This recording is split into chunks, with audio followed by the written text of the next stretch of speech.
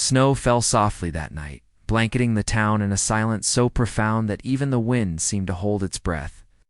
Inside a dimly lit hospital room, Emma sat by the window, her eyes fixed on the glowing Christmas lights across the street. She whispered to herself, "I promised I'd never spend Christmas alone again." But promises are fragile things when life has other plans. It had been a year since her husband Daniel passed away in a tragic car accident just 2 days before Christmas. That Christmas Eve had turned from laughter and anticipation into grief and unbearable emptiness. Since then, Emma had avoided the season entirely. No tree, no gifts, no carols, just survival. But now fate had put her in a hospital room, recovering from pneumonia, alone once again on Christmas Eve. Across town, Michael, her childhood friend, was decorating a tree with his daughter Lily. He hadn't seen Emma in years. They had grown up side by side, dreaming under starlit skies and walking home from school together. But life had pulled them in different directions. I married Daniel, while Michael built his own small family. Until tragedy struck him too. His wife had passed away 5 years earlier, leaving him to raise Lily alone. He'd learned how to smile for his daughter's sake, even when his heart was breaking.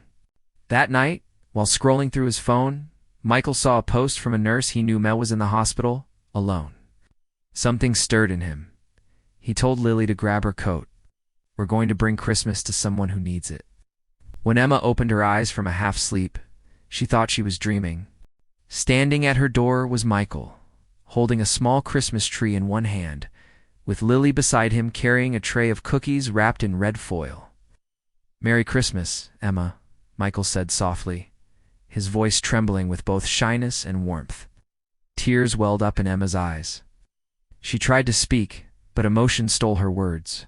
All she could do was smile through the tears as Lily placed the tree on the bedside table and plugged in the tiny string of lights. The room instantly glowed with warmth, the shadows chased away by something far stronger than decorations, love, and remembrance. For hours, they sat together. They shared stories of Daniel, of Michael's late wife, of Christmases past, when everything felt whole. They laughed, cried, and for the first time in years, Emma felt like her heart was slowly stitching itself back together. But the night wasn't without its silence. When Lily finally dozed off in a chair, Michael looked at Emma and whispered, "I know it's been hard. I can't replace what you lost, but maybe, we don't have to spend Christmas broken anymore." His words hung in the air, tender yet uncertain. Emma looked at him, her voice breaking. "I don't know if I can ever love again, Michael." He reached for her hand gently. "You don't have to know tonight. Just let me sit here. Let me be the arms that remind you you're not alone." At that moment, Emma realized something profound. Love doesn't erase loss, it carries it. And sometimes, love returns in unexpected ways through people who are always meant to be there. As midnight drew near, the three of them, Mama, Michael, and Lily, sat together, watching the snow fall outside. And when the clock struck 12, Michael held Emma close, whispering, "Merry Christmas." Emma closed her eyes, feeling a warmth she thought was gone forever.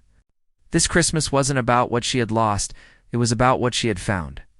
Comfort, belonging, and hope for tomorrow. Christmas, she realized, wasn't about the lights, gifts, or even traditions. It was about the strength to sit in someone's arms and know you're home. And that night, for the first time in years, Emma didn't feel alone. She felt loved. She felt alive. She felt Christmas.